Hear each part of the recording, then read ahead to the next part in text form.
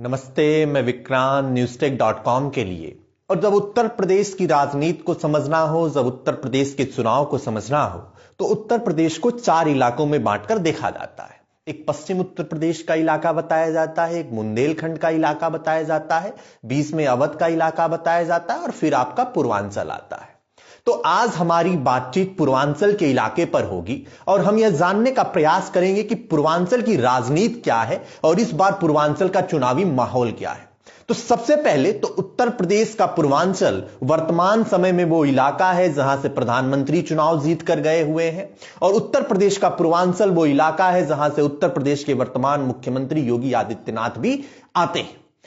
तो उत्तर प्रदेश के पूर्वांचल के इलाके में इस बार का माहौल क्या है, इसको समझने के लिए सबसे पहले यह समझना जरूरी है कि उत्तर प्रदेश के इस पूर्वांचल के इलाके में विधानसभा की कुल कितनी सीटें मौजूद हैं। अलग अलग मीडिया रिपोर्टों के आकलनों का माने तो उत्तर प्रदेश के पूर्वांचल हिस्से में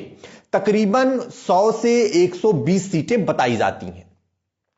और जो पिछले बार 2017 के चुनाव परिणाम रहे थे, अगर उनके आधार पर पूर्वांचल के आकलन को समझने का प्रयास करेंगे तो यही देखने को मिलता है कि पूर्वांचल पिछले बार भारतीय जनता पार्टी के रूप में, भारतीय जनता पार्टी के लिए एक बहुत मजबूत गढ़ के रूप में दिखाई पड़ा था। तो इस बार पूर्वांचल का चुनावी माहौल क्या है? सबसे पहले तो पिछली बार 2017 के चुनाव में भारतीय जनता पार्टी ने पूर्वांचल की तकरीबन 100 से अधिक सीटों में से 70 सीटों पर विजय हासिल की थी। समाजवादी पार्टी ने 13, बसपा ने 8, कांग्रेस ने 1 और अन्य के खातों में 11 सीटें गई थी। और इस तरीके से पूरी तरीके से पूर्वांचल में भारतीय जनता पार्टी की लहर दिखाई पड़ी थी। लेकिन जब इस बार के चुनाव की बात की जाती है तो ऐसा माना जाता है कि उत्तर प्रदेश का पूर्वांचल इस बार जो जीत लेगा वह उत्तर प्रदेश की सरकार बनाने जा रहा है। ऐसा इसलिए भी कहा जा रहा है क्योंकि पश्चिम उत्तर प्रदेश बुंदेलखंड वाले इलाके में मुकाबला बराबरी का है सपा और भाजपा के बीच में, और पूर्वांचल वो इलाका है जहां भारतीय जनता पार्टी मजबूत बताई जाती है और योगी आदित्यनाथ और खुद प्रधानमंत्री नरेंद्र मोदी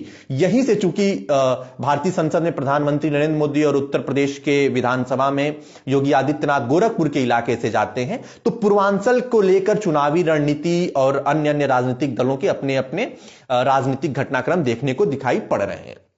तो जब उत्तर प्रदेश में पूर्वांचल की बात होती है तो पूर्वांचल के कुछ प्रमुख जिले हैं जैसे प्रतापगढ़, बस्ती, संत कबीर नगर, महराजगंज, गोरखपुर, देवरिया, कुशीनगर, आजमगढ़, मऊ, बलिया, जौनपुर, गाजीपुर, चंदौली, वाराणसी जैसे जिले हैं जो पूर्वांचल के बड़े जिले बताए जाते हैं, और अधिकतर विधानसभा सीटें पूर्वांचल की इन्हीं जिलों से होकर आती हैं। तो जब हम भारतीय जनता पार्टी के परिप्रेक्ष्य में देखते हैं और एक न्यूज एजेंसी के सर्वे के हिसाब से भी जब पूर्वांचल को समझने का प्रयास करते हैं तो पूर्वांचल में वर्तमान की लड़ाई सपा बनाम भाजपा की लड़ाई है, और यह संभव है कि भारतीय जनता पार्टी इस बार तकरीबन 66 सीटें पूर्वांचल में जीतेगी और समाजवादी पार्टी 50 से अधिक सीटें जीत सकती है। तो मुकाबला पूरा का पूरा दिलचस्प होने वाला है, क्योंकि समाजवादी पार्टी का जो पूर्वांचल में उदय बताया जा रहा है और जिस तरीके से छोटी छोटी पार्टियों के गठबंधन से समाजवादी पार्टी उत्तर प्रदेश के विधानसभा चुनाव में लड़ने जा रही है, उसका असर पूर्वांचल के इलाकों में भी स्पष्ट दिखाई पड़ रहा है।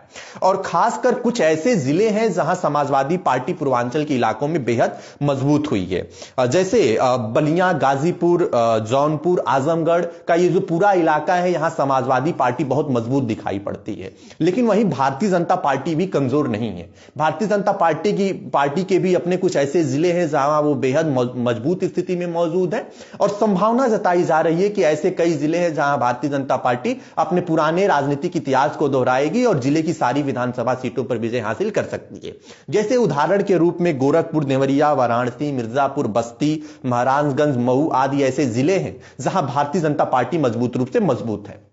लेकिन अगर न्यूज एजेंसी के आकलनों की माने, अगर जो है चुनाव पूर्व कराए गए सर्वेक्षण की माने, एग्जिट पोल की माने, तो पूर्वांचल में लड़ाई 60 बनाम 50 की है, यानी कि 60 से अधिक सीटों पर भारतीय जनता पार्टी चुनाव जीत सकती है और 50 से अधिक सीटों पर समाजवादी पार्टी चुनाव जीत सकती है। तो अगर ऐसा पूर्वांचल में होता दिखाई पड़ रहा है तो कहीं ना कहीं भारतीय जनता पार्टी के लिए यह चिंता की लकीरें साबित हो सकती हैं, क्योंकि पश्चिम की लड़ाई बराबर की है और बुंदेलखंड में भी सपा, समाजवादी पार्टी और अखिलेश यादव ने जो है यात्राएं करके जो है वहां समाजवादी पार्टी के संगठन को एक नई धार देने का काम किया है। इसलिए पूर्वांचल के इलाके को माना जा रहा था कि भारतीय जनता पार्टी जहां 120 के आसपास सीटें बताई जाती हैं, यहां तकरीबन 80 सीटों को जीतने का प्रयास करेगी, ताकि पश्चिम या बुंदेलखंड के इलाके में अगर कहीं भी थोड़ा बहुत नुकसान होता है तो उसकी भरपाई पूर्वांचल के इलाके से कर ली जाए। और शायद यही कारण था कि योगी आदित्यनाथ को पूर्वांचल की एक सीट गोरखपुर सदर से चुनाव लड़ाया जा रहा है। और गोरखपुर सदर से जैसे ही योगी आदित्यनाथ की घोषणा होती है कि वो गोरखपुर सदर से चुनाव लड़ेंगे, आप देखिए किस तरीके से अखिलेश यादव के भी चुनाव लड़ने की खबर आती है, और वो भी पूर्वांचल के ही इलाके में आजमगढ़ जिले से चुनाव लड़ने की बात कही जाने लगती है। तो इस तरीके से समझा जा सकता है कि ये जो पूर्वांचल की लड़ाई है यह सपा बनाम भाजपा के बीच में कितनी दिलचस्प होती जा रही है, और भी दिलचस्प हो जाएगी अगर आजमगढ़ के किसी जो है विधानसभा सीट से अखिलेश यादव चुनाव लड़े और वहीं गोरखपुर सदर विधानसभा सीट से खुद वर्तमान मुख्यमंत्री योगी आदित्यनाथ चुनाव लड़ते हैं। तो पूर्वांचल का यह पूरा इलाका राजनीतिक रूप से बहुत ज्यादा गर्माहट दिखाने वाला इलाका होने वाला है। और अगर अखिलेश बनाम योगी आदित्यनाथ की लड़ाई पूर्वांचल के इलाकों में दिखती है तो एक संभावना यह भी है कि पूर्वांचल के इलाकों में कुछ विशेष जिलों में योगी आदित्यनाथ की अपनी व्यक्तिगत पैठ बहुत मजबूत बताई जाती है, जैसे गोरखपुर, देवरिया, बस्ती, संत कबीर नगर, महाराजगंज, कुशीनगर, ऐसे कुछ जिले हैं जहां योगी आदित्यनाथ बहुत मजबूत, व्यक्तिगत रूप से बहुत मजबूत हैं। और गोरक्षपीठ का जो पूरा प्रभाव है इन जिलों में बहुत व्यापक रूप से दिखाई पड़ता है। तो उत्तर प्रदेश के अगर पूर्वांचल में अखिलेश यादव भी चुनाव लड़ने आजमगढ़ से आते हैं तो बहुत दिलचस्प मुकाबला होने वाला है कि एक ही पूर्वांचल में दो मुख्यमंत्री पद के दावेदार, एक खुद वर्तमान मुख्यमंत्री योगी आदित्यनाथ और खुद को भावी मुख्यमंत्री बता रहे अखिलेश यादव के बीच में पूर्वांचल का मुकाबला बहुत दिलचस्प हो सकता है। एक संभावना और है कि अगर आजमगढ़ की किसी सीट से अखिलेश यादव चुनाव लड़ते हैं तो योगी आदित्यनाथ और भारतीय जनता पार्टी के लिए एक थोड़ा सा जो है